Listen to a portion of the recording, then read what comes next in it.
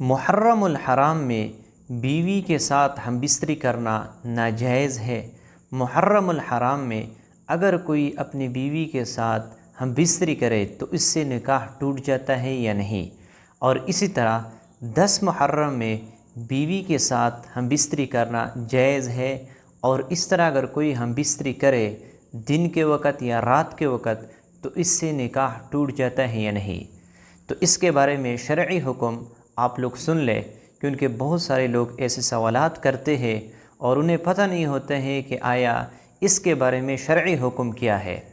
یاد رکھنا 5 حالت ایسے ہیں کہ جس میں آپ اپنے بیوی کے ساتھ ہم بستری نہیں کر سکتے، یعنی آپ کے لیے آپ کی بیوی حلال ہے، اب جب چاہے اپنی بیوی کے ساتھ مل سکتے ہیں، ہم بستری کر سکتے ہیں، کیونکہ اللہ رب العزت نے آپ کے لیے یہ حلال بنایا ہے، آپ کا زوجہ ہے۔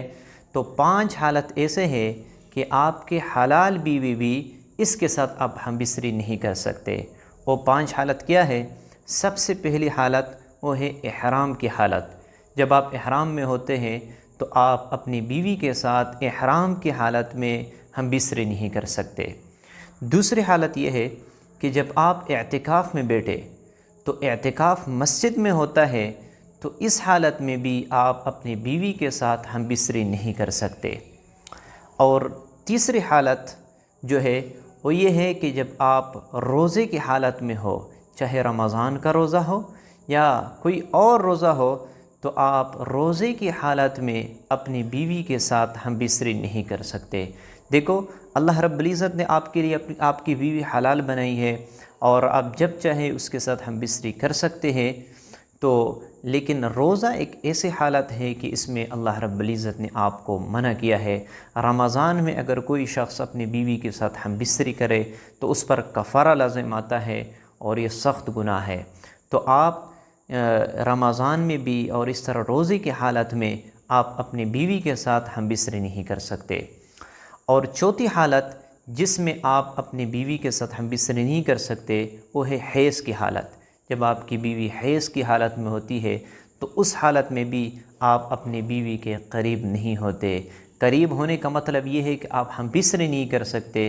ویسے تو آپ اس کے ساتھ بیٹھ بھی سکتے ہو، لیٹ بھی سکتے ہو، کھانا بھی کھا سکتے ہو، کیونکہ زمانہ جاہلیت کے اندر لوگ اس طرح کرتے تھے کہ جب اس کی بیوی حیض کی حالت میں ہوتی تھی تو لوگ دور ہو جاتے تھے، اس سے کھانا الگ کرتے تھے، اس سے بستر الگ کرتے تھے، اس کے ساتھ بیٹھتے نہیں تھے۔ تو یہ جاہلیت کی رسم تھی، تو حضور صلی اللہ علیہ وسلم نے اس سے منع کیا ہے۔ تو آپ اس کے ساتھ بیٹھ بھی سکتے ہو، کھانا بھی کھا سکتے ہو، اور آپ ہم بستری نہیں کر سکتے۔ اس سے شریعت نے آپ کو منع کیا ہے۔ اگر کوئی حیض کی حالت میں اپنی بیوی کے ساتھ ہم بستری کرتا ہے تو یقیناً یہ آدمی گنہگار ہوتا ہے۔ تو آپ حیض کی حالت میں بھی اپنے بیوی کے ساتھ ہم بستری نہیں کر سکتے۔ اور 5ویں حالت وہ ہے نفاس کی حالت۔ نفاس کیا ہوتا ہے؟ جب عورت کی ولادت ہو جائے، آپ کا بیٹا پیدا ہو جائے، اس طرح عورت جنم دے دے کوئی بچہ یا بچی، تو اس کے بعد بھی اس کا شوہر اس کے ساتھ ہم بستری نہیں کر سکتے، منع ہے۔ تو یہ 5 حالت ایسے ہیں کہ جس میں آپ اپنے بیوی کے ساتھ ہم بستری نہیں کر سکتے۔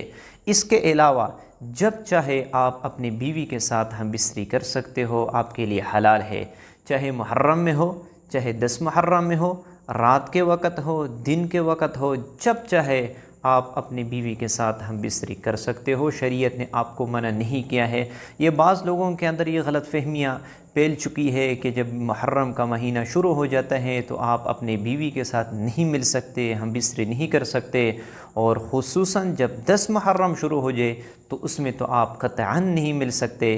تو یقیناً یہ غلط ہے، غلط فہمیاں ہے، شریعت میں اس کے کوئی ثبوت نہیں ہے۔